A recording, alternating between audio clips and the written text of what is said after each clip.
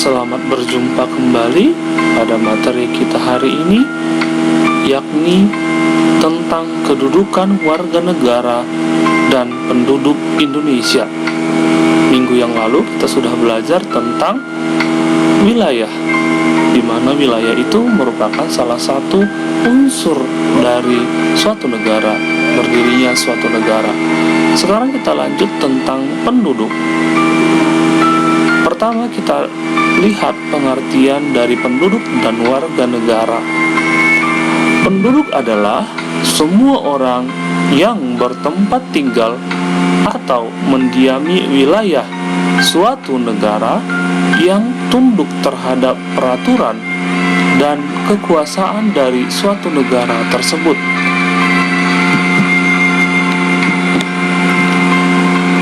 Disebut sebagai penduduk apabila bertempat tinggal atau mendiami suatu wilayah negara dalam jangka waktu yang cukup lama.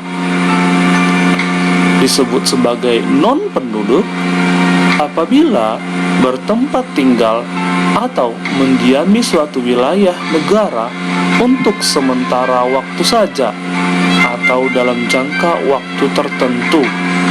Contohnya itu adalah wisatawan. Itu adalah merupakan non-penduduk. Tetapi kalau kita sudah mendiami dalam beberapa waktu yang lama, itu nanti kita sebut sebagai penduduk. Warga negara. Warga negara adalah anggota sebuah negara yang mempunyai tanggung jawab dan hubungan timbal balik terhadap negaranya. Ya, ada hubungan timbal balik dan tanggung jawab terhadap suatu negara. Itulah yang disebut dengan warga negara. Kita adalah warga negara Indonesia. Maka kita punya kewajiban dan tanggung jawab terhadap negara kita, maju atau tidaknya.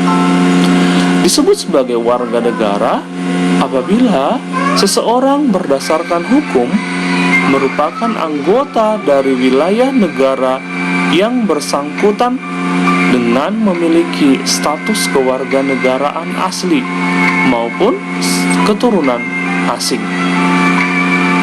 Disebut sebagai non-warga negara apabila seseorang berdasarkan hukum bukan merupakan anggota dari wilayah negara yang bersangkutan dengan memiliki status kewarganegaraan asing ataupun keturunan asli.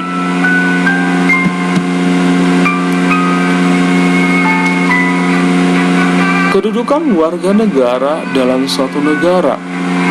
Dalam hal ini, dalam penerapan asas kewarganegaraan terdapat dua pedoman, yaitu asas kewarganegaraan berdasarkan kelahiran dan juga naturalisasi. Penerapan kewarganegaraan berdasarkan kelahiran ada dua. Yang pertama, ius soli. Ius soli itu adalah penempatan kewarganegaraan berdasarkan tempat kelahiran. Contohnya, negara Amerika Serikat dan Kanada adalah memegang asas ini, ius soli. Sedangkan yang kedua berdasarkan keturunan atau disebut dengan asas ius sanguinis. Ini berdasarkan keturunan orang tuanya. Kewarganegaraan ini banyak dianut oleh masyarakat atau bangsa Filipina, ya. Masalah dalam penentuan kewarganegaraan. Ada beberapa masalah. Yang pertama, apatrid, tidak memiliki kewarganegaraan. Di sini terjadi karena orang tua menganut ius soli, namun anak yang lahir di negara yang menganut ius sanguinis. Yang kedua, bipatrid, memiliki dua kewarganegaraan. Hal ini terjadi karena orang tua menganut ius sanguinis, namun anak yang lahir di negara yang menganut ius soli. Dan yang ketiga, multipatrid, memiliki lebih dari dua kewarganegaraan. Hal ini terjadi pada seseorang yang berada di perbatasan dua negara, maka dia punya lebih dari dua kewarganegaraan. Cara menangani masalahnya, yang pertama dengan stel-sel aktif, yaitu seseorang harus melakukan tindakan hukum secara aktif atau bisa dikatakan secara naturalisasi biasa. Yang kedua, stel-sel pasif, seseorang yang dengan sendirinya dianggap menjadi warga negara tanpa melakukan suatu tindakan hukum tertentu atau disebut dengan naturalisasi istimewa. Kedudukan warga negara dalam suatu negara ini diatur pada Undang-Undang Nomor 12 Tahun 2006 tentang Kewarganegaraan Republik Indonesia. Penentuan kewarganegaraan Indonesia terdapat dalam Undang-Undang Pasal 26 Tahun 1945. Hal tersebut ada 3 poin.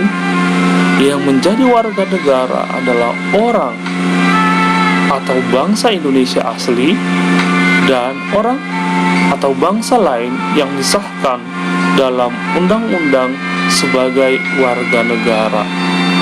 Yang kedua, penduduk adalah warga negara Indonesia dan warga negara asing yang bertempat tinggal di Indonesia. Yang ketiga, hal-hal mengenai warga negara diatur di dalam undang-undang.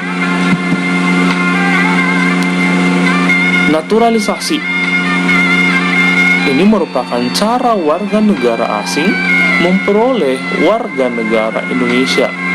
Di sini ada banyak syaratnya, di antaranya berusia 18 tahun ke atas, lahir di wilayah Republik Indonesia atau sudah 5 tahun berturut-turut tinggal di Indonesia, dan sampai nanti kita membayar kewajiban kita sebagai warga negara, sehat jasmani dan rohani, dan dapat berbahasa Indonesia. Oke, sebagai refleksi, asas kewarganegaraan tadi ada 2. Yang pertama, kewarganegaraan umum dan kewarganegaraan khusus. Asas kewarganegaraan umum ada ius sanguinis, ius soli, asas kewarganegaraan tunggal, asas kewarganegaraan ganda.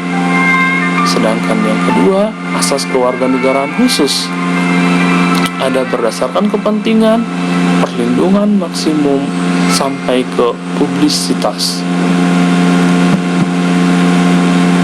Demikian materi kita hari ini. Kita lanjut minggu depan. Terima kasih.